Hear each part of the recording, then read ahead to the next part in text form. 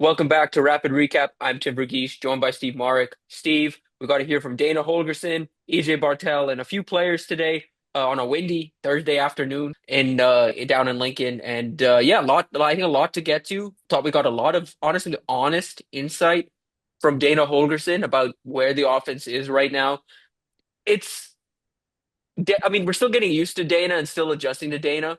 He doesn't hold anything back. Like he's pretty just upfront about most everything. Maybe a little more candid than you would if we've come to expect under Matt Rule. Just assistant coaches in general. But he's as candid as it gets, and there's a lot to get into. So Steve, take it away. Yeah, so you're right. We are still getting used to a coach who doesn't really say a lot of coach speak. I mean, he doesn't. Dana Holgerson doesn't really sugarcoat sugarcoat things. Not really interested in doing that. He just kind of calls it how he sees it, and that's kind of endearing him to the Husker fan base, for sure. But you just want to start with like the O line. I thought what he said about the offensive line was really notable, especially about the center position and how Justin Evans, I mean, it's not some new revelation that Justin Evans is likely going to be the starter, or I guess he's the leader in the clubhouse right now at taking over for Ben Scott at center. But Dana was saying, he's been impressed with Justin over at the center position. He said that the snaps have not been consistent. They've been kind of all over the place, and that's to be expected considering where Justin Evans has come from, playing left guard his first 3 seasons at Nebraska. So while the snapping is kind of a work in progress, he said that Dana said that he really likes Justin Evans' future as a center, and even called him he has a potential to be one of the best centers in the game in college football. So that was very, very high praise from Dana Holgerson on Justin Evans. And then another thing that he mentioned about the center position was behind Evans, and this is quotes, there's been a drop off. It's a notable drop off. Dana Holgerson said about the guys behind Justin Evans, and so that would be like your Sam Sledge, your Jason Machaychuk. Yeah, I mean, the Peters player from Iowa. He was a redshirt freshman. Jake He was injured Peters. last year. Jake Peters. So yeah, I mean, the center position is obviously one of the more important positions on the entire offense. About how much kind of goes into it with their pass protection calls and run protection calls and all of that. So, Justin Evans moving over there from center just seems like the logical choice right now. He was working behind Ben Scott last year at center, so it was all very interesting from Dana Holgerson with the offensive line, saying how he's liked how Justin Evans has done it, but maybe the depth behind him might be an issue right now. But it's spring ball, so who knows how that's going to develop. It's a long time until the fall. But also, Tim, the spring of Kwinten Ives continues. Just Kwinten Ives was being talked about again by Dana Holgerson. It really seems like the third year back, entering his third year here from New Jersey, is really kind of doing what he needs to do this spring and show EJ Barthel and show the offensive staff that he deserves to be on this team and he can actually contribute on game days. So Emmett Johnson and is being Emmett Johnson per Dana Holgerson. He's been looking good over there, running the ball, catching passes. But then behind him is always kind of when it gets interesting with that running back talk. But it seems like Kwinten Ives is doing what he needs to do to be that big back, to be that Dante Dowdell from last year, this year. So, any thoughts on Ives, Tim, and kind of what Dana said about the running backs in general? Because he said, going into the fall, he needs to have 3 guys there. He needs to know that he wants to be comfortable with 3 running backs in the fall because it's a long season. The Big Ten season is a grind. Running backs, as we know, take the most punishment out of everybody. So it's Makai Nelson, it's Jamarian Parker, who, by the way, is not practicing right now as he is nursing an injury.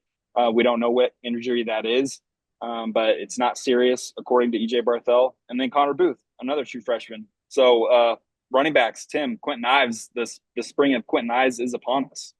Yeah, it feels like starting to see some separation. Obviously, Emma Johnson, RB1. Feels like Ives and Nelson are starting to separate themselves as that number 2 and 3. Just if you're talking about having a group of 3, feels like those are the 3. And then you've got, Kenneth Williams potentially working in as a fourth, or maybe one of those freshmen, like you mentioned. But yeah, like I thought the comments about Ives from Bartel, and Dana Holgorsen, and we got to hear from Kwinten Ives in the hallway as well. Just all of that combined, just it feels like there's been talk about him last offseason. There was talk about him in the season last year too, but it feels like it's starting to Hmm. come together. I mean, Barthel himself said, it's his time for him to kind of take it over. I feel like more than anything, the staff is encouraged by the performance, but they're being careful what they're saying, trying to keep him motivated, keep him engaged, and kind of letting him know there's still work to be done. He's up to from a weight standpoint. We heard they want him to play somewhere in that like 205 to 215 range. They said he's or Yep. 220 range. And he's right around right around there right now. And yeah, he's going to be a factor in the room. My question with him ultimately is going to be just the pad level he plays with, because even when we saw him in the limited instances we've seen him, feels like he runs a little high I mean, which is expected at his size, but that's something Six to three. yeah, something to just keep an eye on, because some guys that big, there's very few running backs that big, but some guys can get away with Hmm. running high. Others, they have to get low, and so it's something I'm curious to see with him, further down the line in spring, and it's something I'll be watching for. I think the next time we get an open practice. But Steve, I thought Dana's comments on the wide receiver room were Oh pretty yeah. interesting. Oh Anything in oh yeah. particular stand out to you? Yeah. Cortez Mills and Isaiah Mosey stand out not only to you and I, Tim, but to Dana Holgerson. I have a cool quote here. Um, I mean, Dana basically said both those guys are going to contribute in the fall. Period. So that was pretty notable. Coming from the play caller and Dana Holgerson, saying basically that Cortez Mills and Isaiah Mosey are going to be contributors in the fall, and that's good to hear. And I kind of wrote this for what I did for the press conference on Inside Nebraska, but you can take it two ways. You can be excited and be like, wow, like Nebraska has two potential dudes, but also on the flip side, does that make you worry about Nebraska's corners or defensive backs? I kind of just posed that question, but at the end of the day, I think it's something to be excited about, and I think it's something that you want Dana Holgerson to be excited about and see. So yeah, he Dana said that those two kids especially were really really successful this spring at creating separation on their routes. And he also he wasn't anointing them anything, but because he also said that they need to work on getting stronger, and that makes a lot of sense for true freshman receivers. But get in the weight room, getting stronger, because their contested catch trait just isn't where it needs to be right now. And so there was a lot of like positives that Dana was talking about Mosey and Mills, but there was also like some, hey, they're not there yet. They haven't arrived yet or anything. They need to get stronger, get in the weight room, and do better with the contested catches. But just listening to Dana talk about how those two guys are doing really well and winning one-on-one reps and creating separation while doing it.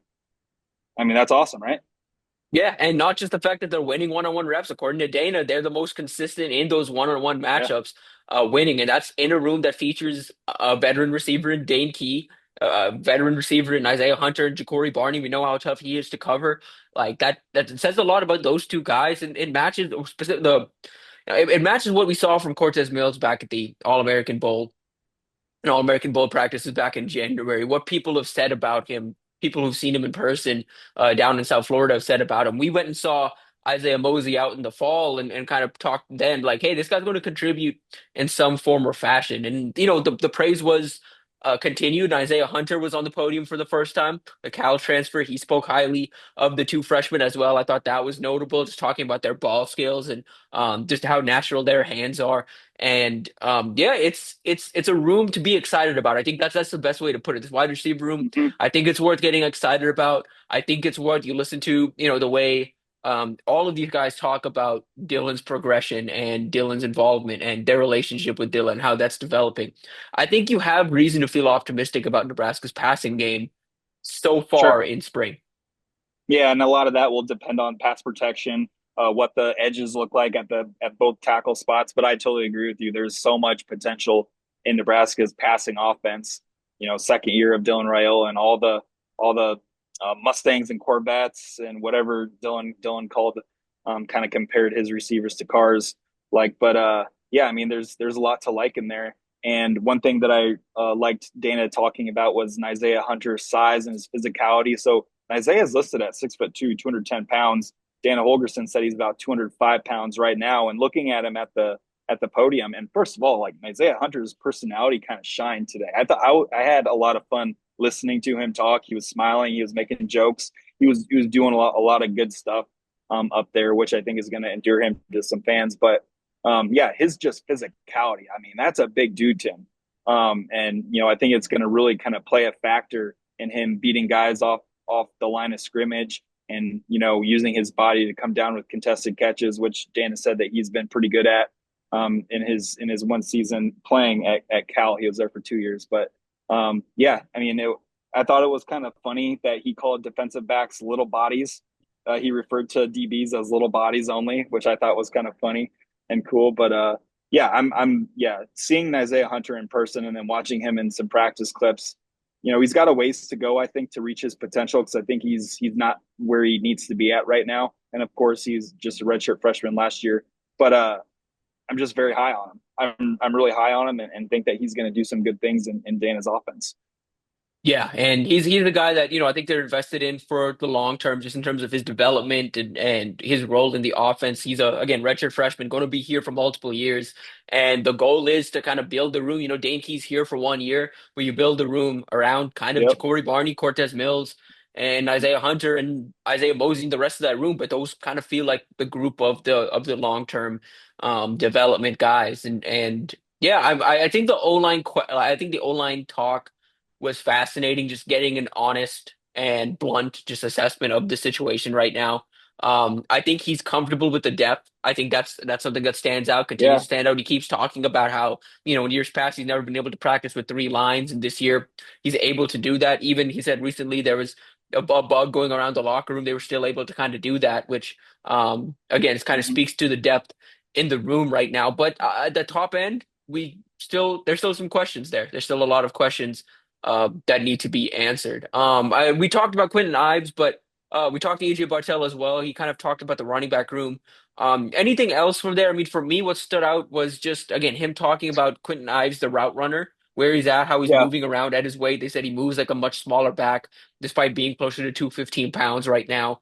And just kind of talking about his development. He says he's right where he thought Emma Johnson was around this time 2 years ago. In terms of taking that next step and stepping up into a bigger role. The Emma Johnson we saw 2 years ago is not the Emma Johnson we saw last year. So says, that's kind of continuing on the trend of, you know, motivating the guy and praising the guy, but also keeping him motivated and keeping him hungry by saying, hey, the job's not done. There's still work to be done. Talking to Bartel, I wish we'd gotten a little more insight on Kenneth Williams and Connor Booth, just how the rest of that room's coming together, because I feel like we know what we have now or Nebraska knows what they have in Emmett Johnson, of course, but Mm-hmm. Makai Nelson, Quentin Ives, behind that, it just feels like a lot of just unknown right now, which is fine. You're good with the top three, but feels like there's still some unknown. Yep, yep. And yeah, that goes along with what Dana said about finding that third guy, finding that fourth guy, because you're going to end up needing them sometime during the season. Injuries happen, running backs get banged up all the time. So, I thought it was very interesting that Dana said, where has Kwinten Ives really made the leaps? And it's like you said, Tim, it's a pad level. He's 6'3". He doesn't look like other running backs in that room. So for those tall guys, sometimes it's difficult to get low and play with the necessary pad level that you do. And then he also said, which is always good to hear, he has made improvements in his pass protection. He's being more physical, defending blitzes and picking up blitzes and stuff like that. So look, if Quinn Ives plays in the fall, I think that is really just another development feather in the cap of EJ Barthel, because we know that under Barthel, Emmett Johnson has really taken that next step. I mean, he has. You can credit Barthel for that. Even Dante Dowdell, EJ was talking about when he got Dante Dowdell out of the transfer portal from Oregon, he had played like 17 snaps altogether. He was basically like a true freshman. And then Dante Dowdell goes on and he was a good running back last year, especially he was pretty good in short yardage situations. He's still a young developing back himself. Now he's at Kentucky. But I think it was another kind of development. It was another development type thing with Barthel to see and to have Dowdell do well in the role that he was given last year. So if Kwinten Ives can step on the field this fall and produce, again, that's another notch in EJ Barthel's development cap, I think, and that kind of tells us that he's a good running back coach, and he's finding ways to get through to these running backs and have them produce. But that will be learned in the fall. It's still spring ball right now, so it's just a time for talking and everything. But I'm very interested in Kwinten Ives and how he's going to play this fall because he's going to get his opportunities. Yeah, so am I. And I was thinking about this just listening back to Bartel and just what we've heard this spring about standout players this spring and guys, maybe taking that next step. Zooming out, taking like just a step back. Nebraska getting those December bowl practices I Huge. feel like in retrospect are going to become so important. They talked about it today with how December was a massive thing, was so big for Kwinten Ives. It was obviously big for Mm-hmm. Donovan Jones on the defensive side of the ball. It was big for a lot of those young defenders, Vincent Shavers, a couple other guys in the secondary, that wide receiver room, some of Yes. those young guys Yes. taking a step up. Heinrich Harburg, like that December of Mm-hmm. just repping tight end and learning that position. And obviously he's doing a lot more. He talked about it in his press conference Tuesday about he's doing different things now and more adapting to that position. But just that month of development and going into that, how important we talked about bowl practices being.